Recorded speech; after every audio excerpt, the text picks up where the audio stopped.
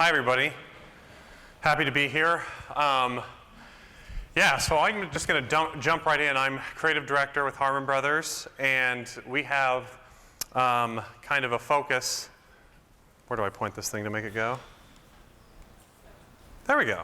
Maybe it's going to go like 3 frames now. No, it's not. We have kind of a saying within our company, sales first, art second, but it's a close second. And when we approach clients, the thing is we never go to them and say, hey, we're going to make you a viral video. We actually downplay that a lot and say, we're not going to make you a viral video. We're going to make you a video that can sell. And I'm going to jump into a little bit of the history of why that's come about. First off, in kind of big advertising, you have 2 big schools of thought, the branded video or the branded advertising and infomercials. And of course, branded, some notable mentions are Nike, Apple, Red Bull. They are essentially making videos that make you feel something. They are very emotional, and they're wanting to attach a positive association with their brand. With infomercials, they're essentially explaining a concept that's maybe new to the world, that's solving a new problem, and it's very informative, and you come away maybe thinking about the product itself, but you don't actually end up thinking a whole lot about what emotion was surrounding that product other than what problem it might be solving. So Snuggie, ShamWow, Slap Chop, and a number of different others that maybe start with S as well, I don't know. But so these branded content kind of sticks around a little bit longer. It's more of a long-term kind of commitment, and then infomercials, it's more you got to turn $1 right off the bat. It's a direct response. So essentially what we've done at Harmon Brothers is we've combined branded with infomercials in order to make branded conversion video. And so the examples that were cited, Poopery, SQUATTY, POTTY, these are brands in and of themselves, but even if you didn't buy Poopery in that moment, you still remember a British girl on a toilet, or if you didn't buy the SQUATTY Potty, you still will probably remember a pooping unicorn and have an emotional association with it, so that when you're walking through Bed Bath & Beyond and you see it on the shelf, there's a higher likelihood of you buying. So let me jump ahead here. Some of the sales background where we kind of are salesmen first and artist second. This is me many years ago. I used to sell potatoes as a teenager in order to earn money for school. I was earning money for college and also earning money to pay for a service mission for my church. And so my uncle had a farm of potatoes, and we would collect up whole truckloads of 50-pound boxes of potatoes, smuggle them across the Utah border. I'm sure we broke all sorts of laws when it came to food inspection or any way that we were sourcing. We had no licenses or anything, and we didn't know any better. But then we went door to door, and basically the pitch was this. We'd knock on the door and say, hi, I've brought a fresh load of Idaho potatoes down from my uncle's farm. I'm selling them to earn money for college or to pay for a mission. Does your family eat potatoes? And then that was basically the pitch. And if they said no, I was like, okay, bye. And I didn't know anything about overcoming objections or anything like that. But that was my first experience with sales. My brother and I, Jeffrey and I, did this as a business together. And my uncle got so sick of us mooching his truck to haul the potatoes down that he went to an auction and he bought a $900 15-passenger Ford Econoline. And he forced us to buy it from him, from our earnings. And so the first vehicle I ever owned was a 15-passenger white Ford Econoline mega van. And that was pretty fun. And then, let's see here. So next experience, I actually went on a mission to Lima, Peru, served there for 2 years. Awesome people. I'm trying to differentiate my height here. I was much taller than my companion, who was often Peruvian. Somehow I just made the headway bigger. I apologize for that. But anyway, it wasn't selling things, but it was communicating. We learned how to communicate effectively with people. You wouldn't actually go in and then try to convince them to be Mormon as much as you shared a message and tried to essentially just invited them to find out for themselves the things that you cared most about. But then coming back from there, I also did a job. My brother and I, Jeffrey and I, we did jobs in alarm cells. So as we sold ADT alarm systems, toted around a little sign like this with a little binder, door to door, and basically the pitch was, hey, if you'll put this sign up in your yard, we'll give you a free alarm system if you meet the following qualifications, and then you pay the monthly monitoring fee, and that was kind of the pitch. And learned a lot about overcoming objections, so that when they said, oh, you know, we we don't believe in alarm systems. I wasn't just like, okay, bye. We would actually dive into that and try to help them overcome concerns and things. So learned a lot about the art of the sale there. So a whole bunch of other sales jobs. It's just kind of in our blood as Harmon Brothers that we are salesmen. And so when we take on a client, we're looking to help them sell their product through video. So for us, it's about product, product, product. If we don't believe in the product, we're not going to sell it, period. Unless our children are starving, and then the standards go down a little bit. But hopefully, we've been fortunate enough to be in the position where we don't have to make many compromises in that regard. But everything starts with a great concept. And so a great concept is going to be interesting. It's going to be emotional. It's going to be clear and relevant. So evoke some kind of emotion. Again, we're branding this at the same time. And you want it to communicate very clearly and be relevant to the target market and to the product. So one of the things I learned in door-to-door sales was the confused customer never buys, ever. I'll repeat that. The confused customer never buys. So in this, you want to avoid tangents in your message, and that goes all the way down to jokes. And that's kind of the hard part for us, where we try to incorporate a lot of humor, a lot of poop humor in some cases. And we always have to ask ourselves, does it add or distract from the core message? And if it's distracting, we pull it. Does it help rhythm or throw it off? You got to ask yourself that. How is it helping the flow of the video? Another thing to keep people focused now, every time we do a video release, we always release simultaneously to YouTube and to Facebook. And you want to bake your subtitles into Facebook or into Instagram as well, except for YouTube. But many of you might already know this, but 25% of people, it can be even less than that. That's all that turns on sound on Facebook. So if it's not communicating everything it needs to visually, you've lost maybe 75% of your audience. Some creative power tips I want to go through here. Get a great hook. So get them in the first 5 seconds. This goes for YouTube, it goes for Facebook, it goes for anything. People are scrolling. On YouTube, you have the skip ad button, so you've got to get them before they have a chance to skip that ad. And then on Facebook, they're scrolling through their feed. Same on Instagram. For us, pooping unicorns and hucking cars off cliffs has worked pretty well. Let's see here. Can we play the Squatty Potty? How many of you have seen the Squatty Potty video? Most. Well, we're going to play a little bit just in case. This is where your ice cream comes from. The creamy poop of a mystic unicorn. Totally clean, totally cool, and soft served straight from a sphincter. They're good at pooping. But you know who sucks at pooping? You do. That's because when you sit on a porcelain throne, this muscle puts a kink in the hose and stops the Ben and Jerry's from sliding out smoothly. Is that a problem? I don't know. Are hemorrhoids a problem? Because sitting at this angle can cause hemorrhoids, bloating, constipation, and a buttload of other crap. Okay, that's all we'll go through. If you want to see more, look it up online. But the hook is obviously the ice cream coming out of a unicorn's posterior. And so as people scroll through their Facebook feed and they see that little swirly, they're like, what is going on? And it's an autoplay, and it hooks people in. And whether they're repulsed or whether they're delighted, they don't look away. So you want to hook them fast. Also, we have the fiber fix example. Do you want to cue that one up? Here's the thing. You're manly. Your shovels break. Your pipes leak. Your muffler falls off because a manly man will not be muffled. So you need a manly solution for those manly problems. Duct tape is temporary. It's supposed to play to that point, sorry. He's fixing it. We're almost there. What happens when you flip a car with the roll cage held together by duct tape?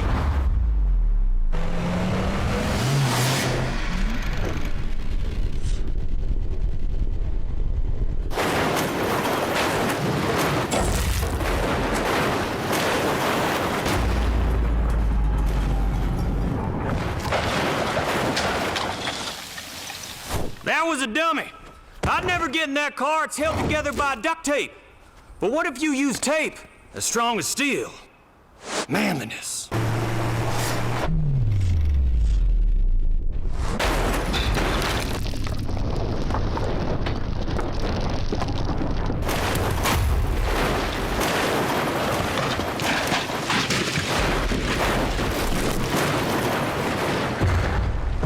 Strong as steel. Here's the thing. Okay. You're manly. And you're hooked. That video goes on for 5 minutes, by the way. That's just the first minute to kind of hook you in. But anyway, yeah, just get something that's really going to grab their attention, make them stick around. On casting, just a couple of things. You want to choose the right performer. It's more important to cast someone for the right part. Cast the person that's right for the part than to get the best actor or the best look. And what I mean by that is, especially if you have someone that's having to carry a video for a while, they'll buy into whatever look it is as long as they're believing the performance. Can we play the Miracle one?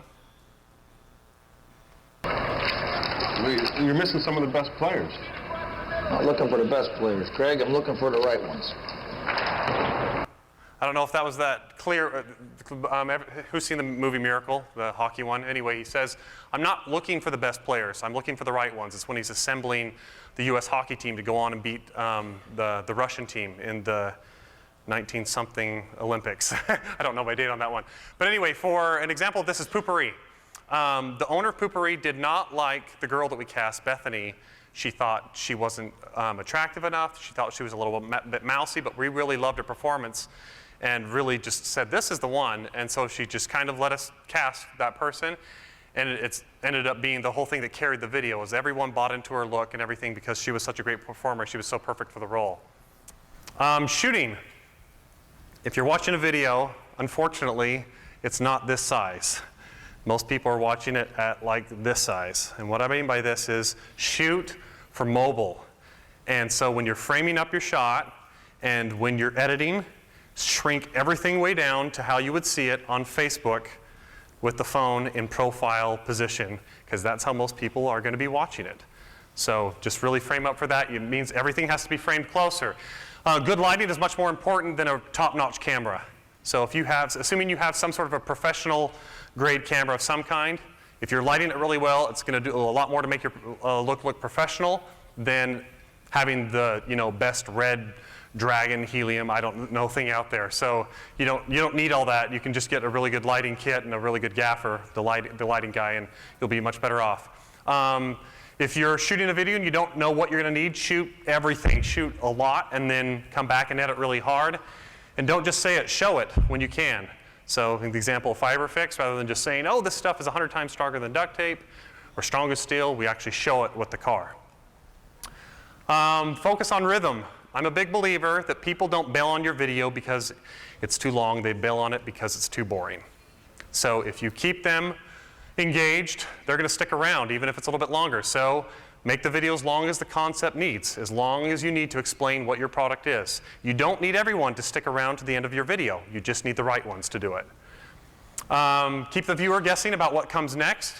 Focus much more on the rhythm and flow of it. Think it's like a foxtrot, and your editing goes slow, slow, quick, quick, slow, slow. Not exactly like that, but you get it. It's kind of a little bit of a dance, and you get the feel of it. Change up the editing timing. Sometimes you can even speed up your footage a little bit to help you out. And a good example, I think, of rhythm is the iPhone 7 ad that they recently released. We'll go ahead and cue that.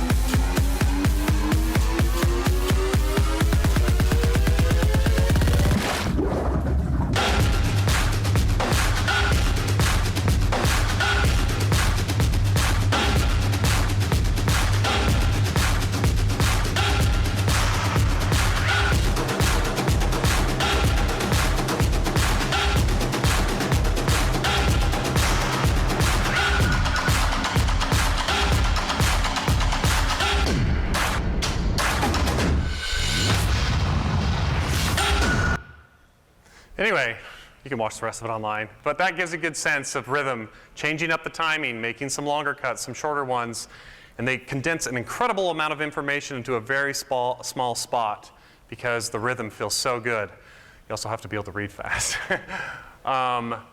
This is, I think, really important. Have a brain trust. If you have a video that you're working on, have people that you can show it to They're in the demographic. And it's good to not say to them, hey, I want you to watch this video and tell me what you think wrong of it. Don't preface it by that. Just like, hey, if you want to check out a video, I want to show you this video real fast, and just show it to them as nonchalantly as possible, and then ask them afterwards, rather than having them put on their critic hat. Just watch the reactions. Watch the way they respond, what they're actually laughing at, what isn't making sense for them. But a brain trust is people that can actually vet through your stuff and find out what's not working. For any of you that have read Creativity Inc., they talk at length about this in that book, and I highly recommend it. Let's see, all of our videos are crappy at the beginning. Straight up. We always get done shooting, we go into the editing room, and we're like, we just wasted so much money. And eventually they get good, but you have to work at them and just keep editing. So be willing to iterate like crazy, and give yourself room in your budget to get that kind of quality so you can continue to go at it. Call to action. Make sure your video has a call to action. If you're going to make it sell, you've got to ask for the sale. It's often the difference between the video success and failure. And use offers. Poopery, that first video that they did, we didn't find the magic formula with it until it started adding in a free tester. People would pay the shipping and handling, but when we offered a free tester, it was the formula that made it so we could spend $1 on Google, on YouTube, and knew that we were getting more than $1 back to be able to fund that campaign. I'm going to skip past that one here. So this is our most recent release is Chatbooks. It went online about 2 weeks ago, and anyway, I'll show that real fast. I have 3 kids and I work from home, so people always ask me how I stay so calm and organized. I'm kidding. Do you think I have time for a bath? I'm fully clothed. I fell in the tub while I was timing my son holding his breath. 26 seconds! Now go fetch Mommy's hairdryer. Motherhood goes by too fast. I haven't slept more than 4 hours in 12 years. My diet consists of the protein bars and pita chips I inhale in the dark in my pantry. And my children are growing like weeds, but I barely have enough time to keep them alive, let alone print pictures of them. Because here's the problem. What the fork? Making photo books sucks. It sucks. Don't say suck. They're designed for moms with lots of free time. Imaginary moms. What? My hedgehog. Really? Formatting them takes hours. It may push some buttons. In the end, they easily cost $50. So when Sarah does something adorable, I have to say, that's cute, but not $50 cute. But at least scrapbooking's great if you have no job or no kids, so not great. Jeffrey, put down the crossbow. I am so tired. Don't get me wrong, I love Instagram, but my kids never see our photos. They refuse to follow me. Hi, Jeffrey! You're doing great! But now there's a solution I do have time for because it takes no time. Introducing Chatbooks, the app that automatically creates quality photo books from your phone. Chatbooks is shockingly easy because you already did the work when you took the photos. Chatbooks creates and ships a photo book to you every time you add 60 photos to Instagram, Facebook, or your phone favorites. It even includes the original dates and captions. It's like getting a magazine subscription to your own life. Thank you. Why is Dad wearing a dress? Okay, that's me. All right, the short hair was a mistake, okay? Unlike a photo book site, the Chatbooks app takes only 30 seconds to set up, and you do it once. 30 seconds to record the lives of your kids. Technically, that's less time than it actually took to make the kids. How do you make kids? What? What? What? What? So if you love your kids, I think you someday might. Click the install button here, or search Chatbooks in the App Store or Google Play to install the Chatbooks app today.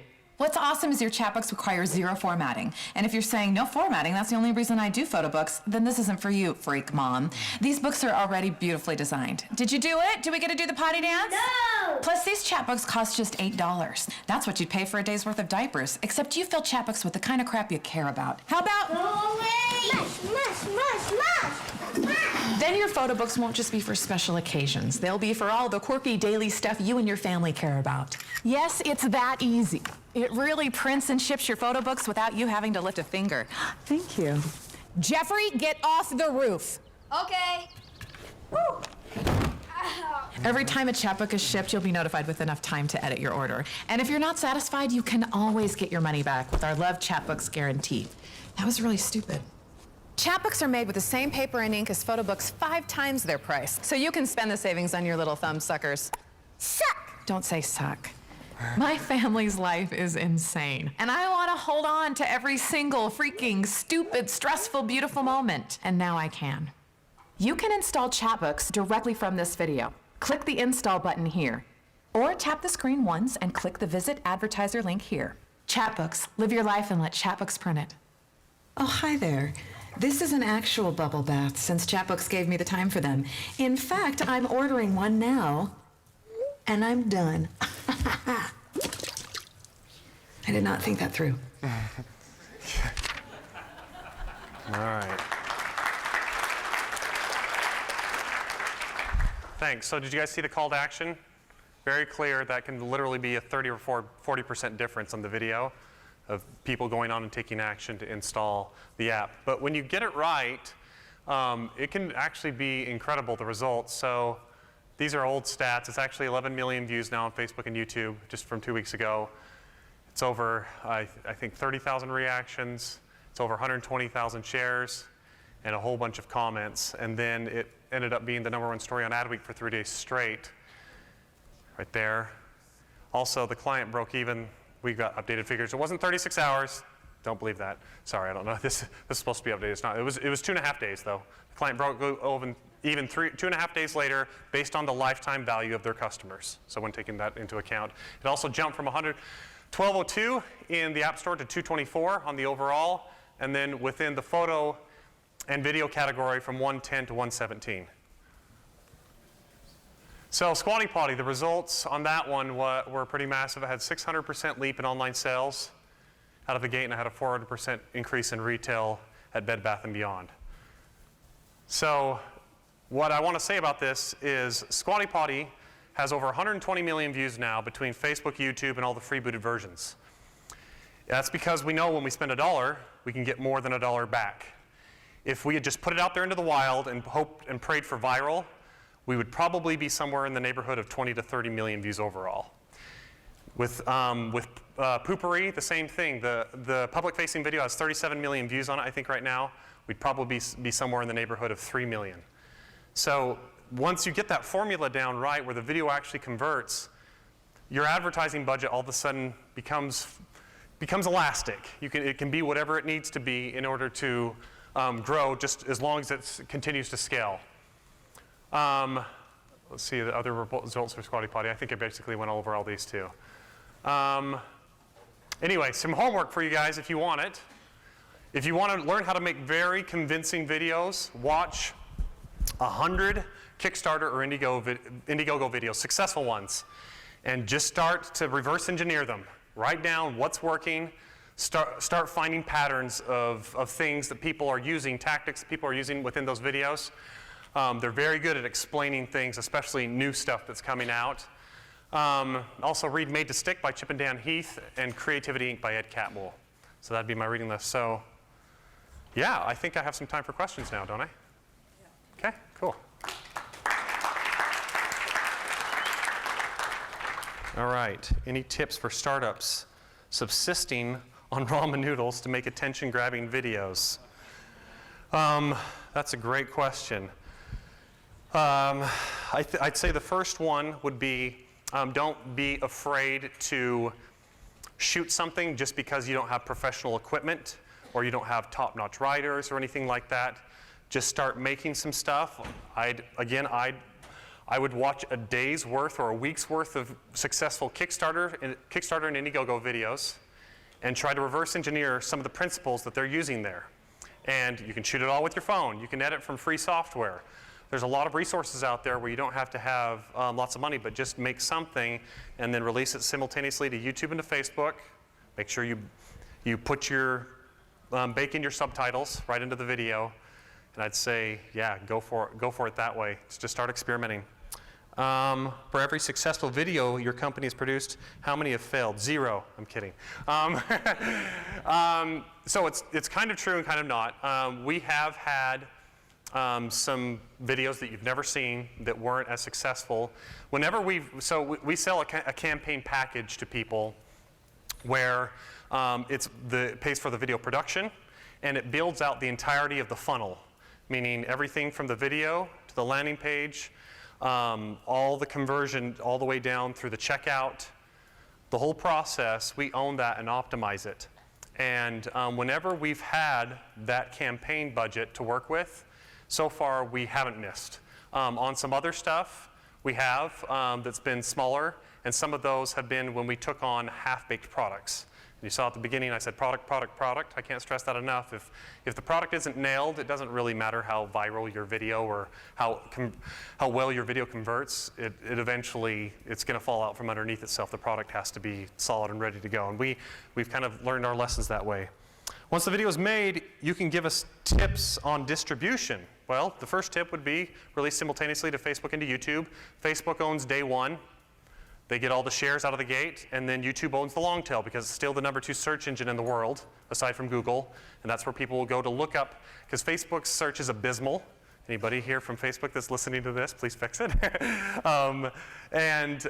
YouTube, you can find things in search there, but that'd be one tip. But the other one is start on a small scale and start testing on audiences that you feel like, Facebook does such a good job with targeting audiences that you feel like it'll resonate with, and start tracking how that works. But you don't want to go, huge out of the gate. You just want to test little things, and then once it's working, start scaling it up. Nail it, then scale it. Let's see. Any tips for startup subsisting? Well, we already did that one.